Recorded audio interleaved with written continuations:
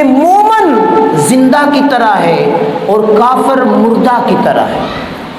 اور پھر اللہ تبارک و تعالی جل شانہ نے قرآن مجید کے اندر اسی سورہ آل عمران کے اندر فرمایا وَمَن يَبْتَغِ غَيْرَ الْإِسْلَامِ دِينًا فَلَن يُقْبَلَ مِنْهُ وَهُوَ فِي الْآخِرَةِ مِنَ الْخَاسِرِينَ۔ اے لوگو جان لو، یاد کر لو اس بات کو کہ جو بندہ دین اسلام کے علاوہ کسی اور دین پر آئے گا، یعنی اب عیسائی بھی کہتے ہیں ہم لوگ بھی عبادت کرتے ہیں، یہودی بھی کہتے ہیں ہم لوگ بھی عبادت کرتے ہیں، تو رب نے فرمایا وَمَن يَبْتَغِ غَيْرَ الْإِسْلَامِ دِينًا، جو کوئی بھی دین اسلام کو چھوڑ کر عبادت کرے گا، جو کوئی بھی دین اسلام کو چھوڑ کر نماز پڑھے گا، روزہ رکھے گا، بظاہر اچھی اچھی اعمال کرے گا، لیکن رب فرماتا ہے فَلَن يُقْبَلَ مِنْهُ، میں اس کی عبادت کو قبول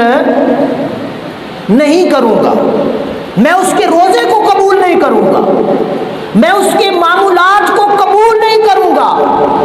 کیوں؟ کہ انہوں نے دین اسلام کو چھوڑ کر اسلام کے مقابلے میں دوسرے کو اختیار کیا۔ جب دوسرے کو اختیار کیا تو رب فرماتا ہے مجھے کوئی دوسرا دین اب قبول نہیں ہے۔ وَمَن يَبْتَغِ غَيْرَ الْإِسْلَامِ دِينًا فَلَن يُقْبَلَ مِنْهُ وَهُوَ فِي الْآخِرَةِ مِنَ الْخَاسِرِينَ، اور فرمایا وہ لوگ خسارے والے ہیں، وہ لوگ گھاٹے والے ہیں، وہ لوگ نقصان والے ہیں۔ کون سے لوگ؟ جنہوں نے دین اسلام کو چھوڑ کر دوسرے کو اختیار کیا۔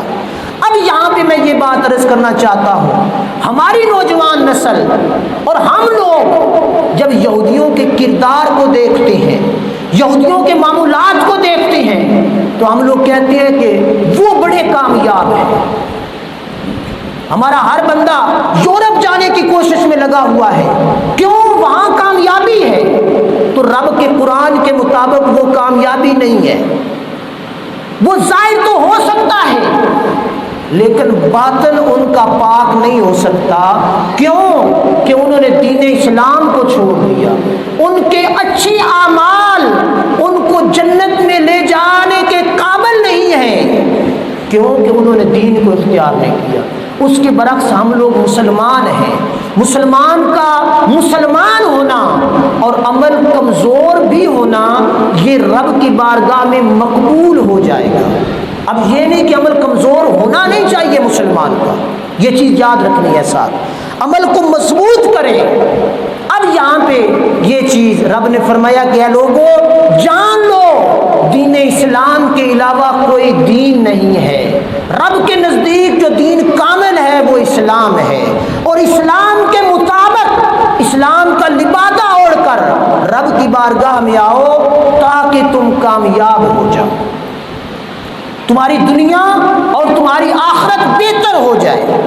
اب یہاں پہ گزشتہ جمعۃ المبارک پر میں نے یہ چیز عرض کی تھی کہ شروع سے لے کر آج تک دین اسلام کے خلاف سازشیں بڑھتی چلی جا رہی ہیں، دین اسلام کو مٹانے کی، پامال کرنے کی کوشش کی جا رہی ہے۔ ہر زاویے سے ان لوگوں نے دین اسلام کو مٹایا، کوشش کی، تو آج کے دور کے اندر بھی دین اسلام کو مٹانے کی کوشش کی جا رہی ہے۔ تو اس دور میں بھی یہودی عالم، عیسائی عالم وہ بڑے بڑے تھے، انہوں نے دین اسلام کو مٹانے کی کوشش کی۔ کیا مٹانے کی کوشش کی؟ جو کلمہ پڑھتا اس کو پکڑ کے مارنا شروع کر دیتے۔ جہاں مشرکین مکہ نے ظلم ڈھائے وہاں یہودیوں اور عیسائیوں نے بھی ظلم ڈھائے۔ وہ جانتے ہوئے کہ جو نبی علیہ الصلوۃ والسلام آنے والے ہیں ان کی ساری علامتیں حضرت موسیٰ علیہ السلام نے بیان کر دی، حضرت عیسیٰ علیہ السلام نے بیان کر دی، اور وہ آخر تک نبی علیہ الصلوۃ والسلام کی ولادت تک اور ولادت کے بعد اعلان نبوت تک اس چیز کو تسلیم کرتے رہے کہ جو وہ صاف رب نے بیان کیے ہیں وہ قریب آتے چلے جا رہے ہیں۔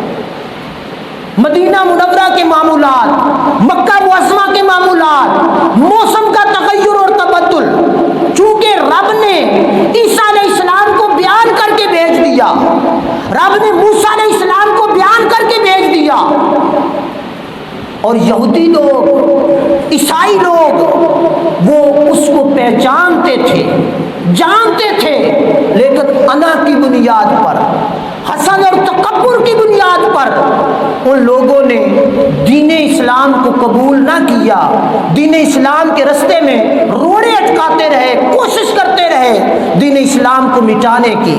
تو رب وحدہ لا شریک نے نبی علیہ الصلوۃ والسلام کی تبلیغ کو دیکھا، آپ کی واعظ و نصیحت کو دیکھا، تو رب تبارک و تعالیٰ نے فرمایا محبوب آپ نے اعلان نبوت کے بعد دین اسلام کی آبیاری کا، دین اسلام کو لوگوں تک پہنچانے کا حق ادا کر دیا ہے۔